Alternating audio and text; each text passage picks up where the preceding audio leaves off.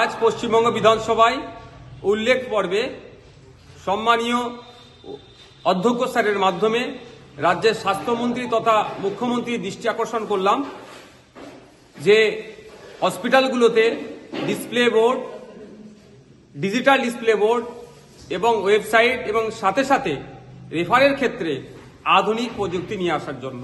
কারণ আমরা দেখেছি রোগীকে ভর্তি করার ক্ষেত্রে সবথেকে বেশি সমস্যা হয় যখন রেফার করে জেলা হসপিটালগুলো থেকে যখন শহরের দিকে যায়, বেড নাই, এ নাই, ত্যান নাই করতে করতে সারা রাত অনেকে ঘুরতে হয় রোগীকে নিয়ে, বা 10,000 20,000 টাকা তাদেরকে দিয়ে বেড পেতে হয়। এই বিষয়টা নিয়ে আমরা দেখেছিলাম মুখ্যমন্ত্রীও কিন্তু প্রকাশ করেছেন দালাল রাজ বন্ধ করার জন্য।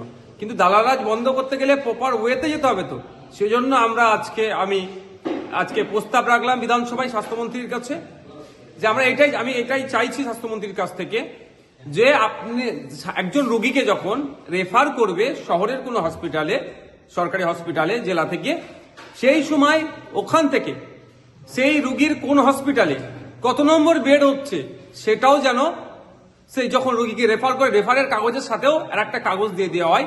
ফলে রোগী তাহলে কি হবে, সেখানে গিয়ে ভর্তি হয়ে যাবে এবং তৎক্ষণিক সে সিটটা পেয়ে যাবে।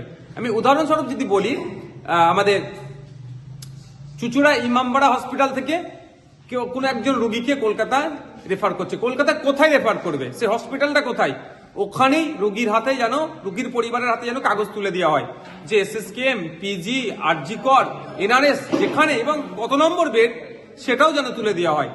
আর ডিজিটাল ডিসপ্লে বোর্ডের কথা এই জন্যই বলা হয়েছে, বলছি এই জন্যই যে রোগীর পরিবার বাইরে বা তৎক্ষণিক ডাইরেক্ট কোনো হসপিটাল থেকে কেউ নিয়ে না গিয়ে ডাইরেক্ট হয়তো ওখানেই কলকাতার শহরের কোনো হসপিটালে যাচ্ছে, সেখানে গিয়ে অনেক সময় বেড পায় না, বেড আছে কি না নাই, কটা বেডের মধ্যে কটা বেড খালি আছে, ডিজিটাল ডিসপ্লে বোর্ড লাগিয়ে দিলে ওটা ধরা যাবে।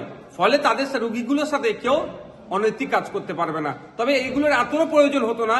আমি বিগত দিনে যে প্রস্তাবটা দিয়েছিলাম, আমি রাজ্য সরকারের কাছে প্রস্তাব রেখেছিলাম প্রতিটা জেলায় একটা করে ওই পিজি হসপিটাল, এনআরএস এর মতো, আরজি করের মতো উন্নত মানের একটা প্রতি জেলা একটা করে হসপিটাল করা হোক। কিন্তু দুর্ভাগ্যের বিষয় সে কথায় কর্ণপাত করেনি। তা আমাদের কোনো সময় বাংলার মানুষ সুযোগ দিলে আমরা শিক্ষা, স্বাস্থ্য, কর্মসংস্থানে আমূল পরিবর্তন করব।